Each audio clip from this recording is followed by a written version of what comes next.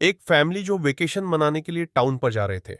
इसमें दोनों wife husband पाउल और इनेस और उनके दो बच्चे टॉमी और आउटरे। पाउल निक्सन ओनिल रिग पर काम करता है। ये लोग उस टाउन पर पहुंचते हैं तो हैरान हो जाते हैं, क्योंकि जब ये दोनों पाउल और इनेस कुछ साल पहले यहां आए थे तो ये जगह लोगों से भरी हुई थी और काफी खूबसूरत थी। यहाँ होटल बुक करने के लिए वेट करना पड़ता था, मगर अब ये जगह वीरान हो चुकी थी और कुछ लोग थे जो यहाँ रहते थे। पाउल और इनेस वहां पर एक आदमी से मिलते हैं जिसका नाम एलरे था। ये एलरे से होटल के बारे में पूछते हैं तो एलरे इनको एक रेस्टोरेंट में ले जाता है। तब पाउल को एक कॉल आती है और उसको ऑयल रिग पे इंस्पेक्शन के लिए जाने के लिए कहा जाता है। पाउल उस रेस्टोरेंट में अपनी फैमिली को छोड़कर ऑयल रिग पर जाने के लिए निकल जाता है। वो जाते वक्त ये कहकर जाता है कि मैं सनसेट से पहले यहां पहुंच जाऊंगा। पाउल कंपनी की बोट में रीक पर जाने के लिए रवाना होता है।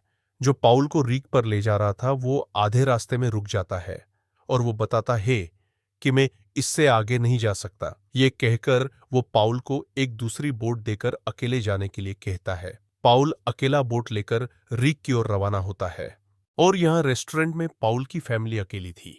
कुछ बदमाश अकेली फैमिली को देखकर परेशान करते हैं, मगर पाउल की वाइफ इनेस एक का सर बोतल से फोड़ देती है और अपने दो बच्चों को लेकर बोट की तरफ निकल जाती है। बदमाश इनका पीछा करते हैं। इनेस बोट वाले को ऑयल रीक पर जाने के लिए कहती है, मगर वो मना करता है।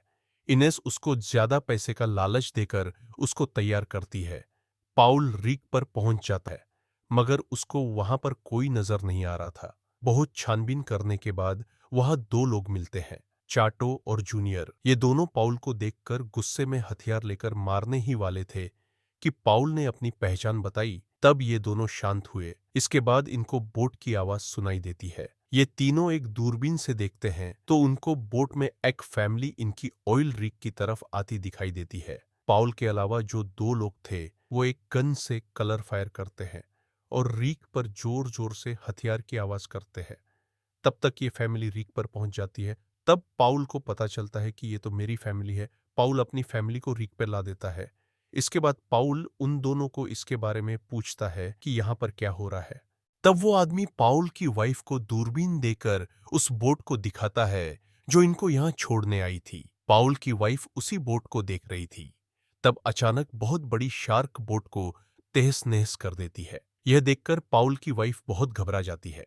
इसके बाद पाउल इन दोनों को रीक के बारे में पूछता है तो ये दोनों बताते हैं कि रीक पर कोई भी चीज काम नहीं कर रही और ये जानवर दिन में कई बार पिलर पर हमला करती है, जिससे ये रीक ज्यादा दिन तक नहीं टिक पाएगी। फिर वो दोनों रीक के नीचे जाते हैं ऑक्सिलियरी पिलर को ठीक करने के लिए, मगर इनमें से एक की मौत हो जाती है शार्क के हमले से।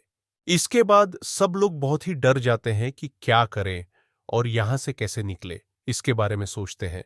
तब पाउल को एक आइडिया आता है कि वो खुद रीक के नीचे जो ऑक्सिलियरी पिलर वीक था और उसके ऊपर बम रखा था वो निकालने के लिए जाएगा और उसे ठीक करेगा, और जो बम था वो किसी तरह शार्क के मुंह में डालेगा जिससे शार्क खत्म हो जाएगी।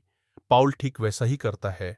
वो अपने परिवार को एक बोट में बिठाकर रीक के नीचे जाता है और ऑक्सिलियरी पिलर ठीक करता है, और जो बम था वो अपने साथ लेकर शार्क के मुंह में चला जाता है और ब्लास्ट कर देता है, जिससे शार्क और पाउल दोनों की मौत हो जाती है। और जो पाउल की फैमिली बोट में थी उनको एक दूसरी बोट मिल जाती है और सब लोग अपनी जगह सही सलामत पहुंच जाते हैं।